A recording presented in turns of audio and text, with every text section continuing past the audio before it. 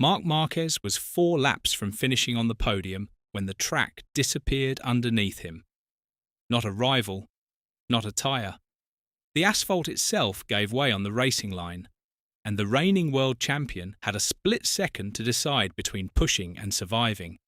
He chose surviving, and what he said afterwards is the question MotoGP cannot ignore, and understanding what that question actually means for the riders, for the championship, and for Brazil's place on this calendar, starts with what was already happening before a single race lap was run, because the problems at Goiânia did not begin on Sunday. They began on Friday, when heavy rain flooded parts of the circuit and delayed the entire session by an hour. Then, on Saturday, a sinkhole opened on the main straight after qualifying, a void beneath the surface, visible to anyone standing near it. Workers poured concrete into it in a matter of hours. The sprint was delayed by around 80 minutes while repairs were made, and when racing finally resumed, riders crossed the finish line, wondering what the circuit would look like by Sunday morning. Brad Binder described going out on the sighting lap to the grid and seeing something on the surface that stopped him. "I thought that somebody had driven a truck over there or something, because it was a different colour. I thought it was weird." That different colour was the asphalt breaking apart at turns 11 and 12, and it was right on the racing line. Before we go any further, if you enjoy real MotoGP analysis, the safety debates, the politics, the stories the highlights don't show, subscribe.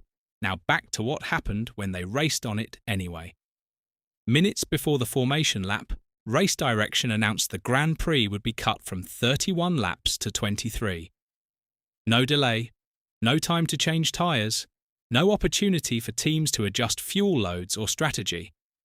Just a number on a board and a grid full of riders left to process it in real time. Enea Bastianini, starting at the back, was direct. It has been bullshit, because in a world championship, it is a big mistake. The message to my team arrived at the end of the grid during the last minute, and the time to change the tyre for us was nothing. Pedro Acosta and Maverick Vinales received the information in time to switch to the soft rear, a tyre that would prove significantly faster over the shorter distance. Bastianini did not. That is not a difference in rider judgment. That is a difference in when the information reached them. Alex Marquez, who finished the race with bruises on his right arm from pieces of asphalt striking him at racing speed, did not hide his reaction. "Quite unacceptable, the conditions that we had today, honestly speaking." He went further on the handling of the announcement itself. "Everything was kind of on the limit, but especially the moment when they decided to shorten the race. Yeah, that's a bit unacceptable. There were 4 minutes to go and we couldn't change anything. I think a start delay would have been fairer." Alex Rins, hit on the opening lap by a piece of broken track that bruised his finger, described simply feeling a really low grip from the moment racing began. He was not exaggerating. Michelin, for their part, confirmed the surface was breaking down and degrading at turns 11 and 12. The area the Moto2 and Moto3 races had already chewed through before the Premier class went out. Pieces of asphalt were becoming projectiles. Riders were being struck by debris at racing speed, and the race was still running. Did MotoGP make the right call racing on a degrading surface? Or should Sunday's race have been stopped or postponed entirely? Drop your answer in the comments. This is where Marc Marquez's race fits into the story. He won the sprint on Saturday. He was competitive enough on Sunday to have been fighting for the podium when it mattered. With 4 laps remaining, he was running third. 1 lap later, at the same corner where the surface was breaking up, he ran wide. Di Gianantonio came back through. Marquez explained it without drama. "In the race today, it was possible to be on the podium, but I made a mistake on that corner where the asphalt was going out. I nearly lost the front because I pushed too much. It's true that if you touch that point which was on the racing line, it became very easy to lose grip." He did not push again after the scare. "I decided not to push too hard. It was better to collect points than risk a crash."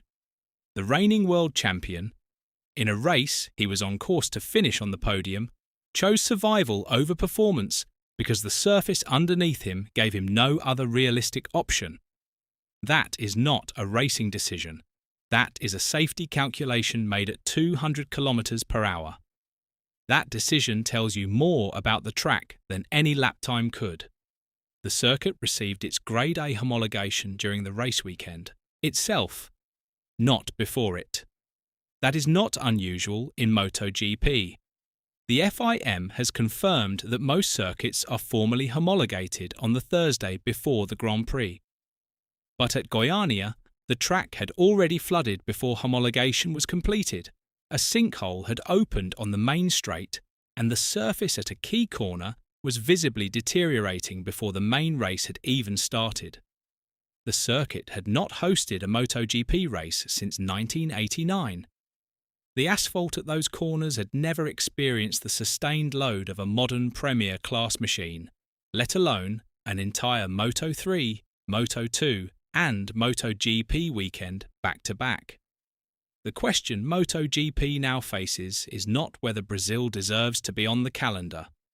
The crowd at Goiânia, nearly 150,000 people across the weekend, answered that emphatically. The question is whether the infrastructure can be trusted to deliver a race weekend worthy of that passion. Jorge Martin, who finished second and left Brazil as a genuine championship contender, was measured about the sinkhole repair. "They fixed it. I didn't even see it. I think it was off the racing line. We can race with a pothole because it's not on the racing line." But the surface degradation at turns 11 and 12 was a different problem entirely. And it was on the racing line. That is the distinction that matters. One issue was managed.